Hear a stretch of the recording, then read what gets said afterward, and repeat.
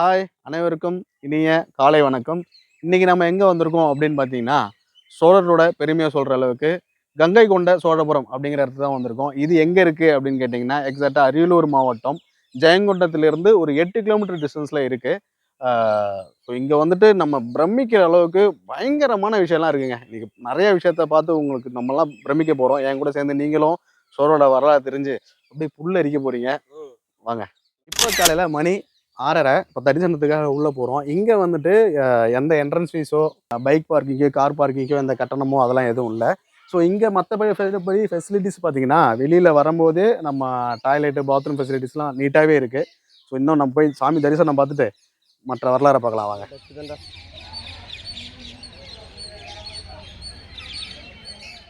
அருமையான தரிசனம். காலைல 6:30 மணிக்கு அந்த கோயிலோட ஃப்ரண்ட் என்ட்ரன்ஸை ஓப்பன் பண்ணோன்னா நேராக சிவன் சிலை இருக்குது பார்த்தீங்களா, அந்த சிவன் சிலையில் சூரிய ஒளி அடிக்கிறது அவ்வளோ ஒரு சிறப்பான தரிசனமாக இருந்துச்சு.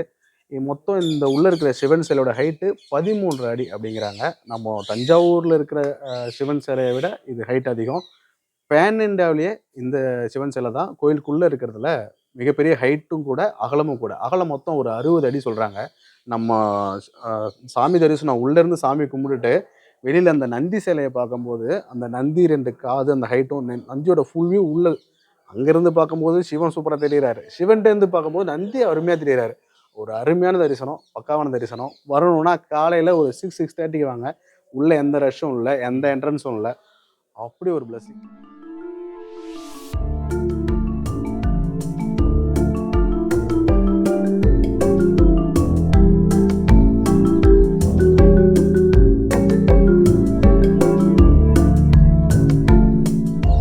பார்த்துட்டு வெளில வந்தாச்சு. இதோட வரலாறு அப்படின்னு பார்த்தா, இதை வந்துட்டு ராஜராஜ சோழனோட பையன் ராஜேந்திர சோழன் அதுதான் கட்டியிருக்காரு. இது எங்கன்னா இலங்கை, சேர நாடு, பாண்டிய நாடு இதெல்லாம் படையெடுத்து முடிச்சு ட்ரேடிங்லாம் பெருசாகிடுச்சு. அதுக்கப்புறம் ட்ரேடிங் பண்ணுறதுக்கு ஒரு தலைநகரத்தை புதுசாக உருவாக்கணும் அப்படின்னு வந்து பிளான் பண்ணி ஒரு இடத்த சூஸ் பண்ண இடம் தான் இந்த இடம். இங்கே வந்துட்டு 1919 ஆண்டு அதுக்கான பிளானை வந்துட்டு ஸ்டார்ட் பண்ணியிருக்காங்க. இந்த இடத்துல வந்துட்டு ஒரு தலைநகர் உருவாக்குறோம், இங்கே ஒரு கோயில் கட்டுறோம் அப்படின்ட்டு. அதுக்கப்புறம் நம்ம படையெடுத்து நிறையா கொலைகளை பண்ணி பாவங்கள்லாம் நிறையா இருக்குது. அதனால் இந்த கோயில் கட்டுற இடத்த வந்துட்டு கங்கை தண்ணியை கொண்டாந்து இதை தூய்மைப்படுத்திட்டு அதுக்கப்புறம் இங்கே வந்துட்டு தலைநகரை உருவாக்கலாம் அப்படிங்கிற ஒரு பிளானில் இருக்கும்போது கங்கை தண்ணியை கொண்டு வரதுக்காக இங்கேருந்து ஒரு ஆள் அனுப்பியிருக்காங்க. அங்கே அப்போது வடநாட்டில் அந்த கங்கை அந்த ஏரியாவை வந்துட்டு ஆட்சி செய்த மகிபாலன் அப்படிங்கிற அரசன் என்ன பண்ணியிருக்காரு, அதெல்லாம் இங்கே எடுக்கக்கூடாது போடான்னு சொல்லி விரட்டி விட்டார். நம்ம ஆளுங்க சும்மா இருப்பாங்களா? நம்ம ஆளுங்க சும்மா டைம் பாஸுக்கே சண்டை போடுறாரு. வெகுவாக கிளம்பிட்டாங்க ஆளுங்கெல்லாம் பிரட்டிக்கிட்டு. எப்போ 1919 ஆண்டு கிளம்பிட்டாங்க. இங்கேருந்து படையை பிரட்டிட்டு போகிற வழி நெடுக்கும் சும்மா போல, போகிற இடத்துலலாம் சண்டை. சிற்றரசர்லாம் இருக்காங்கல்ல, எல்லாத்தையும் உரண்டை இழுத்து கூட்டுக்கிட்டே போகிறாங்க. கூட்டுக்கிட்டே போயிட்டு அங்கே போய் போர் செஞ்சு அவரை வீழ்த்தி அங்கே இருக்கிற கங்கை நதியை இங்க இருந்து அந்த சண்டை போட்டுக்கிட்டே சிற்றரசர்லாம் கூட்டு போனாங்க பாரு. அவங்க தலையில சுமத்தி ஆளுங்களை கூட்டு வந்து அதுக்கப்புறம் இங்க பக்கத்துல ஒரு 2 கிலோமீட்டர்ல ஒரு ஏரி இருக்கு. அது வந்து இவங்க உருவாக்குனது தான். ஜெயங்கொண்டத்துலேருந்து வரும்போது ஒரு ஏரி, பெரிய ஏரி இருக்கும். அதுக்கு இப்போ நடுவில் தான் நம்ம தேசிய நெடுஞ்சாலை போட்டிருக்காங்க. அந்த குளத்துல தான் வந்துட்டு அந்த நீரை கொண்டாந்து நிரப்பி இந்த தலைநகரை சுத்தம் பண்ணிட்டு 1923 இந்த தலைநகரத்தை உருவாக்குனாங்க. 1923னா இப்போ 2025. எக்ஸாக்டா ஒரு 1000 வருஷம் இல்ல. இப்ப தலைநகரமா இருந்துச்சு அந்த ஊரு. ஆமா, தலைநகரம். சோழ தேசத்தோட தலைநகரம்.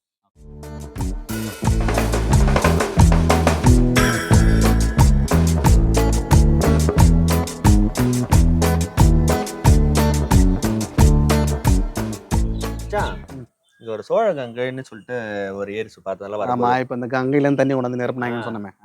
இதை விட இப்ப வீரநகர்லாம் பெருசா கட்டுருக்காங்கல்ல, அதெல்லாம் எப்படி மச்சான் பண்ணிட்டு பண்ணுங்க? ஆமா மச்சான், இப்ப இதுக்கு இந்த ஏரி இங்க பெருசு. இதை விட இவங்க தான் அதையும் கட்டினாங்க. அந்த வீராணா ஏரின்னு இருக்கு இல்லையா, செத்துத்தூ பக்கம், அதுமே வந்துட்டு இவங்க மேன் பவரை வச்சுதான் செயற்கையா உருவாக்குன ஏரி தான் இது ரெண்டும். ஆனா இவங்க வந்து எதுக்கு செயற்கைக்காக? எப்படி செயற்கையா அப்படின்னா நம்ம நீர்நிலையை உருவாக்கதான். நீர்நிலை உருவாக்கத்தான். அதுக்கு இவங்க பயன்படுத்தின விஷயம் இருக்கு பாரு. இவங்கனே போர் செய்யனே வந்து ஆட்களை தனியா உருவாக்கி ஒரு டீம் செட் பண்ணி வச்சிருக்காங்க ஒரு ராணுவ மாரி. ஆமா ஆமா. இந்த சரியா? ஸ்பாட்டனர்ஸ் படம் பாத்தீங்கன்னா அந்த சீன் இருக்கும். பாத்தா வச்சுக்க, அந்த நீ மாரி என்ன வேலை செய்யறேன்னு கேட்பான். கேட்டதுக்கு அவன் என்ன சொல்லுவான், நான் வந்து டெய்லரு, நான் வந்து கொத்தனார் அப்படின்னுவான். என் ஏர்ல கேட்டா வச்சுக்க, எனக்கு நான் கேட்டா நான் ஸ்பாட்டன்ஸ்ல சண்டை போடுறது தான் என் வேலை. அதே மாதிரி இங்க வச்சிருக்காங்க. ஆமா. சண்டை போடுறது மட்டும் தான் அவங்க வேலை. வேற லெவல்ல. அந்த டீம வச்சுட்டு எப்படின்னா இவங்களுக்குள்ள உடற்பயிற்சிலாம் குடுத்துக்குவாங்க. அந்த உடற்பயிற்சியில ஒரு விதமா தான் மேன் பவர சும்மா வச்சிருக்காம இந்த மாரி நீர்நிலைகளை உருவாக்குறது. ஓஹோ! ஓகே ஓகே இப்ப ஓகே அந்த ஓகே. வீராணை ஏரியுமே அப்படிதான். நம்ம அந்த போருக்கு போறதுக்கு முன்னாடி அங்க தங்கி இருந்து அது ஒரு உடற்பயிற்சியா செஞ்சது தான் அந்த வீராணை ஏரி. வேற லெவல்ல சண்டை போடுறது மட்டுமே வேலையா வச்சிருந்திருக்காங்க. சண்டை சண்டை போடுறது மீன் இவ்ளோ பெரிய டீம ஆர்கனைஸ் பண்றதுன்னு இருக்குல்ல. இப்ப நம்ம வந்து ஒரு 4 பேர் ஒட்டுக்கா இருந்தாலே அவன ஒண்ணா வச்சிருந்திருக்க முடியாது. இப்போ வந்து ஒரு நூத்துக்கணக்கான பேர், ஆயிரக்கணக்கான பேர் அவர் கீழ வச்சிருந்து அதுக்கு தான் படை தளபதியில இருந்து எல்லாம் கரெக்ட்டா நீட் அண்ட் அந்த ஆர்கனைஸ் இருக்குல்ல. இப்ப படை தளபதி அடுத்தடுத்த போஸ்டிங்ல ஆள போட்டு இப்ப சும்மா சாதாரண ஆளே கூட வச்சிருக்க முடியாது. இவிங்க சண்டை போடுறாங்கன்னா எப்படியா இருந்தாலும் ஒரு மாரி வேற மாரி மைண்ட் உள்ள ரக்கட் பீப்பிளா தான் இருப்பாங்க. ஆமா. அந்த ரக்கட் பீப்பிளையும் வந்து ஒரு டீம் ஃபார்ம் பண்ணி இவங்க பேச்ச கேட்கிற அளவுக்கு வச்சிருந்து ஆமா கரெக்ட். அப்ப இவரு எவ்வளவு பெரிய ரக்கட் ஆளா இருப்பா பாரு. எனக்கு அப்ப என்ன தோணுதுன்னா, ரக்கட் பீப்பிளா இருக்கிறதால இவன் ஏதாவது தப்பு தண்டா பண்ணிவிடான்னு சொல்லி இவங்களை ஏதாவது ஒர்க் கொடுத்துட்டே இருக்கணும் அப்படின்றதுக்காகவே. ஏன்னா ஊர்ல பூ சண்டை உலக சண்டை நம்பால ஈத்துட்டு இருப்பான். நம்ம ஊருக்காரங்க அப்படிதான் இருப்பான். ரக்கட் பீப்புள்னாவே சண்டை வந்தா முக்கியமான ஆளா இருப்பான். அப்ப இவங்களுக்கு ஏதாவது வேலை கொடுக்கறதுக்காகவே அந்த ஏரி நீ வெட்டுறது, சும்மா இருந்தா வன்புக்கு போவ. இங்க வா. ஏரிய வெட்டு, ஏரியை வெட்டு. மண்ணை வெட்டு. மச்சான் எனக்கு இந்த கோயில் கோபுரத்தை பார்த்தா 2 அடி ஹைட்லயே கொஞ்சம் குதிக்க மாட்டான். வயிறு இடிக்குது. நாளைக்கு குழந்தை ஏண்டா இல்ல நீ நிறைய செவரியதி குடிச்சிருக்க. உனக்கு பழக்கம் இருக்கு எரி குச்சி ஓடுவ. எனக்கு என்ன பழக்கமா சொல்லு. பல்லு இருக்கிறோம் பகோடா திங்கிறோம். இப்போ நம்ம அந்த கோயில்ல இருந்து வெளில வரும்போது இந்த கல்வெட்டு எல்லாம் மாத்தலாம் மச்சான். ஆமா ஆமா ஆமா. கல்வெட்டு எதுவுமே வந்து சோழர்கள் காலத்து கல்வெட்டு இல்ல அப்படிங்கிறாங்க. சோழ கோயில்ல வந்து சோழ கல்வெட்டுலாம் என்னடா அர்த்தம்? அப்படிதான் சொல்றாங்க.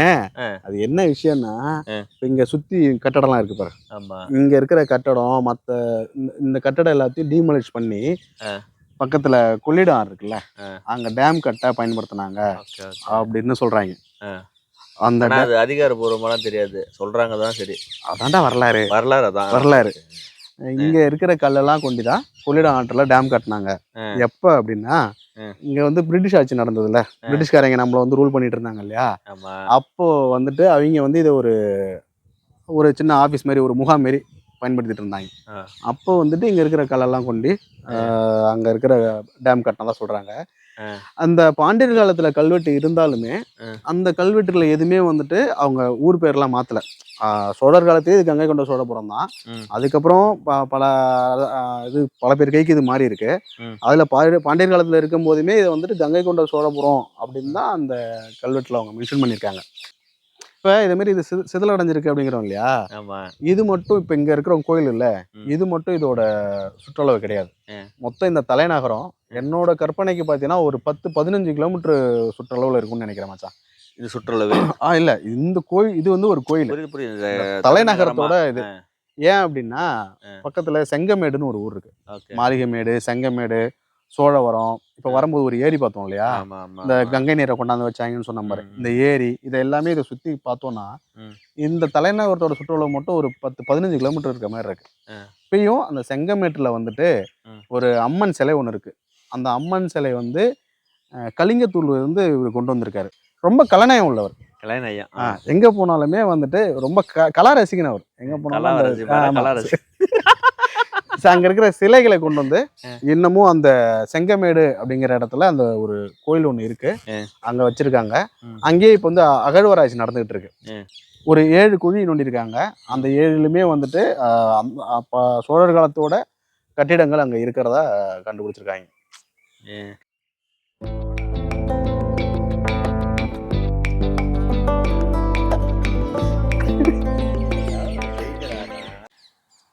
லொக்கேஷன் பயங்கரமா இருக்குல்ல. அதான் நம்ம வரலாறு மற்றபடி அது பார்த்தாலுமே வந்து அப்படியே இயற்கையை ரசிச்சுக்கிட்டு நிம்மதியாக இருக்க மனசுக்கு அந்த ஒரு நிம்மதி. அந்த லொக்கேஷனு நம்ம ஃபோட்டோ வீடியோலாம் எடுக்கணும்னா இங்கே வந்துடலாம். தமிழ் படத்தில் நிறைய படம் இங்கே எடுத்துருக்காங்க மச்சான். நிறையா பாட்டு, நிறையா சீனு. எடுத்துக்காட்டு மறுமலர்ச்சி படம் எடுத்துருக்காங்க. மறுமலர்ச்சி அப்படிங்கிற படமா இங்கே எடுத்தது தானே? அது எடுத்தது தான். இங்கே நம்ம வந்துட்டு ஏதாவது சும்மா வீடியோ ஃபோட்டோ எடுக்கிறோம், வெட்டிங் ஃபோட்டோலாம் எடுக்கிறோன்னா கிளம்பி இங்கே வந்துடலாம். இங்கே வந்துட்டு நார்மலான பர்மிஷன் கிடையாது. உள்ள நம்ம ஃப்ரண்ட் என்ட்ரன்ஸில் செக்யூரிட்டி இருப்பாங்க. அவங்ககிட்ட ஸ்பெஷல் பர்மிஷன் வாங்கிட்டு தான் வரணும். பர் ஹவர் என்னமோ சார்ஜ் பண்ணுறாங்க. அந்த சார்ஜஸ் என்னன்ட்டு நான் அட்டாச் பண்ணுறேன். நீங்கள் அதை செக் பண்ணிக்கோங்க. இது எடுக்கலையா?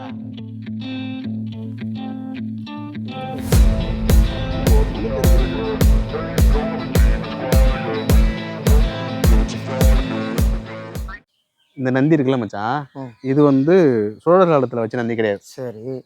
இங்கே பக்கத்தில் ஜெயங்கொண்டம் பக்கத்தில் உடையார்பாளையம்னு ஒரு ஊர் இருக்கு இல்லையா, இந்த உடையார்பாளையம் ஜமீனுங்க வச்சது இந்த நந்தி.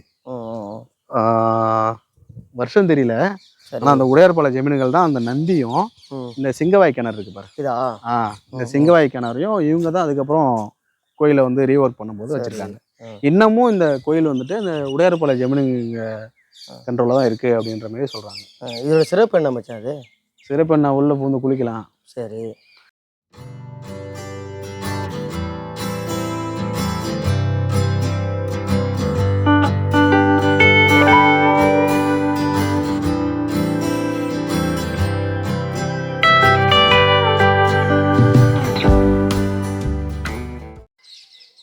ஓகே, இந்த வீடியோட எண்டுக்கு வந்தாச்சு. இதோட இந்த வீடியோவை நம்ம முடிச்சுக்கிறோம். இந்த இடத்த வந்து நம்ம சுற்றி பார்க்க ஆன செலவு அப்படின்னு பார்த்தீங்கன்னா, இங்கே எந்த என்ட்ரன்ஸும் கிடையாது, ஃபுல்லாக ஃப்ரீ தான். இன்கேஸ் நீங்கள் வந்துட்டு ஏதாவது வெட்டிங் ஷூட் எடுக்கணும்னா மட்டும் ஃப்ரண்ட் என்ட்ரன்ஸில் வந்துட்டு சம்திங் அமௌண்ட் பே பண்ணிவிட்டு உள்ளே வர மாதிரி இருக்கும். அது முடிஞ்சால் நாங்கள் எவ்வளோன்னு கேட்டு சொல்கிறோம். மற்றபடி இங்கே வேறு எந்த எக்ஸ்பென்ஸும் இல்லை. வாங்க, நம்ம சோழரோட வரலாறு தெரிஞ்சுக்கோங்க. பிரமிக்க வைக்கிறாங்க. எல்லாத்துக்கும் என்னென்னலாம் பண்ணியிருக்காங்க தெரியுங்களா? வாங்க, இது நம்ம இந்த இடத்துல தான் நம்ம வாழ்ந்துகிட்டு இருக்கோம். இதே இடத்துல நமக்கு ஒரு 10 தலைமுறைக்கு முன்னாடி இருந்தவங்க எவ்வளோ வீரமாக எவ்வளோ கம்பீரமாக இருந்திருக்காங்க. கட்டாயம் வந்து பாருங்கள். ஓகே, இந்த வீடியோ பிடிச்சிருந்தா கட்டாயம் சப்ஸ்கிரைப் பண்ணுங்கள். பாய்.